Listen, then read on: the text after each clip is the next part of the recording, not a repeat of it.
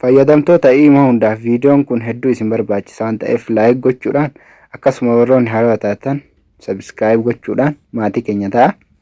Jalqaba irratti imo keessan jala erga dhaytanii settingiilee kana sirreeffachuun dirqama isiniif ta'a jechuu waan ta'eef security and privacy bakka kana jala ni seentu. Ergasii booddee wanti isiniif dhufu online status in the last seen jettanii kanarra ni gattuutu kana kan isin gochuu qabdan namoonni fakkeenyaa fi wayita isin nama bilbilaa irtan yookaan daataa keessan banattanii jiratanitti jechuudha. Akka online irra jiraattan isin agarsiisa online jedhee jechuudha. Everyone kanarra yoo gootan ammoo akkas isin gochuu ni danda'a. Online irra jiraachuu keessan agarsiisaa jechuudha. Nobody kanarra yoo goone haga feene daataa keenya banannee yoo teenne namni irra jiraachuu keenya arguu hin danda'u jechuudha. My contact irra yoo goone ammoo namoota lakkoofsa qofa keenya qofa qaban jechuu yookaan save lakkoofsa namaa ofirratti goone qofatu nu arguu danda'a malee kan lakkoofsa keenya hin qabne arguu hin danda'u jechuudha. Fakkeenyaaf ammoo read receipt kaa'edhu kun sa'aatii itti nu ergine everyone irra yoo goone sa'aatii itti nu ergine mul'isa jechuudha. Fakkeenyaaf sa'aatii hagana walii barreessine sa'aatii haganatti deebisee maalii wanni akkasiin jiraami sanirraa jechuudha. Nobody irra yoo goone ammoo sa'aatiin itti nu ergames mul'achuu hin danda'u jechuudha. Akka nu bira gahee mul'isuu hin danda'u. Fakkeenya read receipt kun jechuudha. Inni itti aanu ammoo input status kaa'edhu kana jechuudha. Nama filachuu dandeettu. Customer irra tuqxanii nama isinii fakkeenyaaf type gochuu danda'u isinii barreessu jechuudha.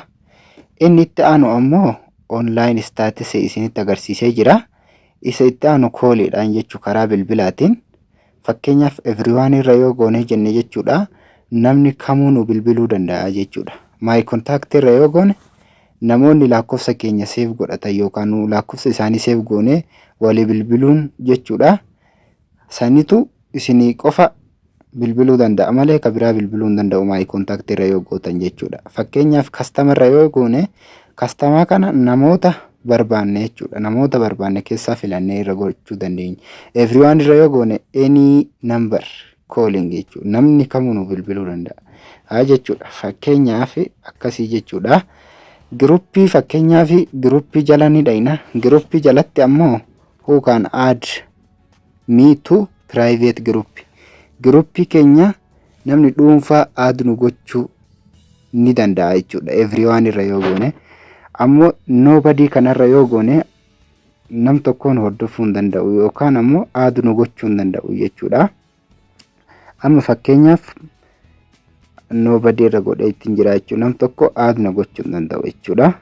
Haala kanaan sirreeffachuu dandeessu. Settingiileen kunniin hedduu isin barbaachisa waan ta'eef barnoota hedduu isin barbaachisuudha. Fakkeenyaaf add phone contactedha. Namoonni add akka isin godhan jechuu silkii isaanii irratti yookaan bilbila isaanii irratti add isin gochuu akka hin dandeenye yookaan save silkii keessan akka godhachuu hin dandeenye jechuudha. Bilbila keessan save godhachuu akka hin dandeenye yoo barbaadan don't add automatically kaa'edhu irra deeftu. Yoo namni add isin haa godhuu feetan ammoo add automatically irra deeffattu. Haala kanaa sirreeffattu. Inni biraa storyidha. Story fakkeenyaaf story namni akka mention yookaan viidiyoo isin irratti akka hin ergine yoo barbaadan nobody irra godhattu. Yoo namni isin irratti haa erguu barbaadan ammoo everyone fi my contact namoota bilbila keessan qaban akka isin ergan yoo barbaadan my contact gootu jechuudha. Everyone ammoo namoonni hunduu jechuudha. Ka fedhe lakkoofsa keenya nama irraa fudhatee nama biraa irraa qabaate akka inni nurra erguu danda'u kan agarsiisudha jechuudha. Inni biraa ammoo isa kana fakkeenyaan who can see my after edha. After yookaan ammoo akka profilaatti namoonni akka screenshot hin goone. Profile kiyya akka namni screenshot hin goone yoo barbaade bakka block screenshot for profile jedhu kanatu hina jechuudha. Eegasii booddee nam tokko profile keessan screenshot godhachuu hin danda'u yookaan suuraa keessan kaasuu hin danda'u jechuudha. Fakkeenyaaf look profile keenya look yoo goone jechuudha. Namoonni suuraa keenya ilaalee profile keenya screenshot gochuu hin danda'u jechuudha. Haala kanaa sirreeffachuu dandeettu. My contact irra yoo goone namoota lakkoofsa keenya qaban qofatu jala seenee ilaaluu danda'a. Nobody irra yoo goone ammoo akkuma kaawwaniitu jechuudha. Nam tokkoyyuu screenshot gochuu hin danda'u jechuudha. Fakkeenyaaf who can see my avatar dha. Eenyutu profaayila yookaan avatarii jechuun barreeffama adda addaatiif isa san eenyutu ilaaluu danda'a. Fakkeenyaaf nobody irra yoo goone nam tokkoyyuu nu ilaaluu hin danda'u jechuudha. Haala kanaan sirreeffachuu dandeettu. Settingiilee kunniin hedduu isin barbaachisaa, itti fayyadamaa isiniin jedha. Barnoota keenyarraa waa hedduu hubattu. Chaanaalii keenya namoonni haarawaa taatan subscribe, warroonni haarawaa hin ta'in akkasuma warroonni qaran daawwattan koomantii jalatti yaada keessan nu barreessuu hin irraanfatinaa isiniin jenna. Mee fakkeenyaaf who can see my imo ID dha. Imo keenya fakkeenyaaf imo ID jechuun imo keenya namni akka laalee yoo barbaanne nobody irra goona jechuudha. Akkasitti ofirraa akka namni nu laalle gochuu dandeenya. Who can see my following followers dha or followers dha. Akka followers keenya namni laalle yoo barbaanne nobody irra goona. Everyone irra yoo goone namni kamuu akka nu laaluu danda'u irra gochuu ni dandeenya jechuudha. Kana barnoonni keenya video keenya like gochaa akkasuma subscribe gochuu hin dagatinaa isiniin jenna. Mee fakkeenyaaf inni biraa inni itti aanu mee eeshii fakkeenyaaf barnoota isin barbaachisu keessa isin laalee keessa deemee isinii hubachiisaa jechuudha. Fakkeenyaaf manage device kan kuni jechuudha. Silkii nu irratti banne jechuudha. Imo keenya fayyadamnee nu silkii irra banne fakkeenyaaf silkii lama irratti banee jechuudha. SME M13 fi SME A32 irratti banee jechuudha. Fakkeenyaaf kanneen lamaan keessaa tokko delete gochuu yoo barbaade ka amma irra jiru miti kan nama biraa bira jiru. Fakkeenyaaf silkiin kun nama biraa bira jira ofii ammoo lakkoofsa kiyyaan banamee jechuudha. Kanaaf irraa haquu barbaada waan ta'eef change bakka jedhu kana change trusted device dha. Jijjiiruu barbaada jechuudha. Irraa haqee irraa silkii kiyya qofa irra deeffachuu waan barbaaduuf permission okeenin godha. Eegas booda allow godheetiin eeyyama kennaaf jechuudha. Eegas booda lakkoofsa kanarratti naaf ergaa jechuudha. Lakkoofsa kana wanta isa harkaan qabu waan ta'eef sana booda gaafa isin itti galchitanii verify godhattan koodii keessan ofii isaatiin delete ta'uu danda'a jechuudha. Amma haa ta'u yeroo biraatiin delete gochuu waan barbaadu isinitti agarsiisuuf jechuudha. Amma keessaa bayaa jechuudha. Haala kanaan ofirraa haquu dandeettu yoo silkii nama biraa irra jiraate jechuudha. Silkii nama biraa irraa qabattan haala kanaan delete ofirraa gochuu dandeettu jechuudha.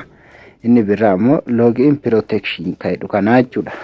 Login protection jechuun ammoo imo keenya akka namni keessa seenee yookaan password itti goonee jechuudha. Eenyummaa keenya itti goonee akka namni keessa seenee waa olii gad oofee waa laaluu hin dandeenye gochuu dandeenya jechuudha. Fakkeenyaaf trusted device verification jedhu kana irratti fakkeenyaaf trusted akka namni daawwannaan goone jechuudha. Silkii keenya verification code irratti hidhannee akka namni jechuudha. Koodii keenya qofaan lakkoofsa keenyarra waan nuuf ergamuuf koodii keenya qofaan seennee itti fayyadamuu dandeenya jechuudha. Imo keenya ammoo namni biraa dhufee itti fayyadamuu hin danda'u jechuudha. Waan koodii nurra ergamuuf koodiin nama lakkoofsa keenya harkaa qabu qofa irratti waan ergamuuf lakkoofsuma keenya qofa irra ergama waan ta'eef lakkoofsa biraa irratti ergamuu hin danda'u jechuudha.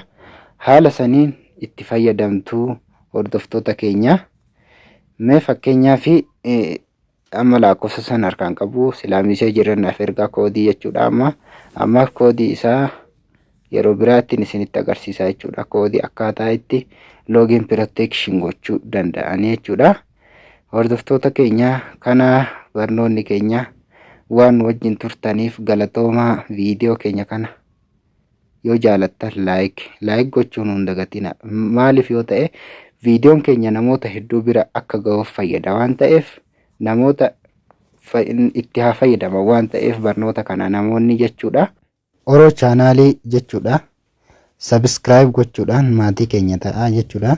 Fakkeenyaaf viidiyoolee barnoota hedduu jalatti hojjedheetiin jira waan ta'eef fakkeenyaaf haala suuraa isin jalaa bade ittiin deeffachuu dandeettan akkasuma faayila kamuu akka isin jalaa banne ol kaa'achuu barnoota hedduu jira waan ta'eef seenaatti as jalaa biradhaa barnoota gaarii isiniif haa ta'u. Hanga viidiyoo biraatti walitti deebinutti nagaan tura.